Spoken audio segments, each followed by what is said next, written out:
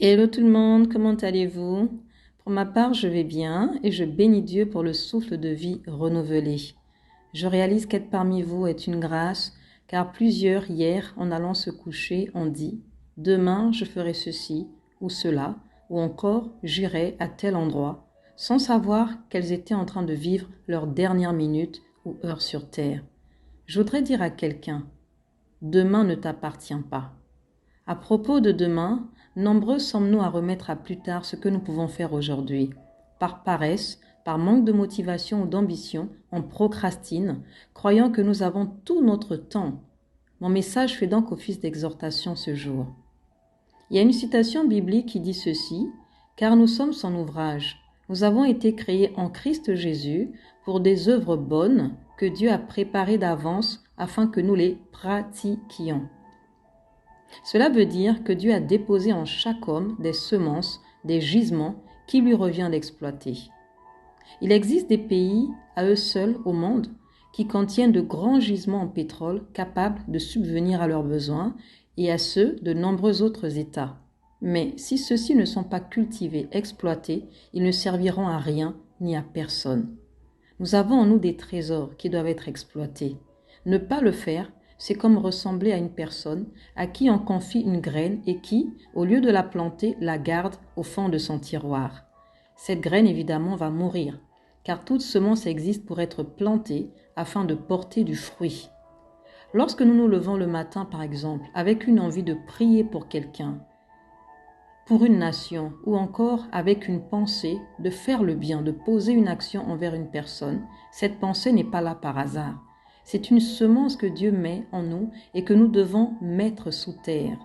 Souvent, notre réaction plutôt va être « Ah, je suis fatigué, je prierai tout à l'heure ou je contacterai cette personne demain ou dans la semaine. » Ce qu'on ignore, c'est que sur l'instant, Dieu veut nous utiliser pour solutionner un problème, à un besoin, à un moment précis. Dieu ne peut rien faire sur terre sans notre participation. Quand il met un fardeau en nous, c'est pour pouvoir répondre à un besoin à un moment précis. Nous devons nous voir comme des tuyaux d'arrosage par lesquels il va passer pour aider, pour arroser d'autres hommes. Il nous faut développer cette sensibilité pour discerner sa voix quand elle nous parle et pour discerner ce qu'il attend de nous. Aussi, nous devons lui demander de nous rendre disponibles et obéissants pour nous mettre au garde à vous à chaque fois qu'il nous sollicitera. Si Dieu nous garde en vie, ce n'est pas uniquement pour être sur terre, vivre nos vies comme bon nous semble et profiter de notre famille ou de notre argent. Non, c'est d'abord et avant tout pour accomplir son plan. C'est pour pouvoir aider d'autres que nous, déjà, à se réconcilier avec lui ou encore pour se sentir bien, tout simplement, et pour obtenir aussi ce qu'il souhaite. Un autre verset biblique dit ceci, « Le monde attend avec un ardent désir la révélation des fils de Dieu. » Nous devons être conscients que nous ne nous appartenons plus à nous-mêmes et que de nous dépend le bien-être d'autres personnes.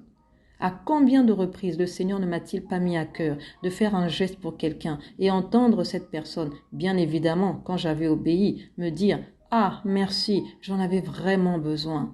Récemment, d'ailleurs, en ce qui me concerne, j'ai dit à Dieu, « Seigneur, n'y a-t-il pas quelqu'un pour me bénir ?» Je me plaignais un peu. Et en l'espace de la même semaine, je vous assure, j'ai une amie que j'ai rencontrée qui m'a remis un billet de 100 €. Et dans la même semaine, une deuxième amie est venue me rendre visite avec 2 sachets de courses pleins et une troisième personne, mon cousin et sa femme, qui sont passés à la maison avec des gâteaux et une plante qu'ils m'ont offerte. C'était en fait la manière que Dieu avait de me répondre et de me dire qu'il répondait à mes prières. Mais imaginez-vous un peu que ces personnes aient résisté à cette voix qui leur avait demandé de poser ces actes. Je me serais lamentée, j'aurais dit « Ah, Dieu ne m'exauce pas alors que Dieu travaille, mais c'est nous qui résistons à sa voix. » Franchement, cultivons l'habitude de poser des actions quand on en ressent l'urgence. Renonçons à la procrastination, car des vies dépendent de nous. Prions afin que Dieu nous rende malléables et prompts à obéir comme le faisait Jésus, qui allait de lieu en lieu faisant le bien. Pour terminer, n'oublions pas que chaque pensée qui monte en nous, en bien, les sujets de prière que nous pouvons avoir à cœur de dire sont des semences que Dieu met en nous et que nous devons semer pour que de bons fruits puissent en sortir. J'espère en tout cas que cette exhortation allumera la lumière à quelqu'un et que cette personne se mettra en action à chaque fois qu'elle ressentira de faire quelque chose, de poser un acte que le Seigneur lui inspire. Sur ce, je vous souhaite une agréable journée et vous dis à très vite pour un nouveau numéro. Je vous embrasse. Armelle, à bientôt.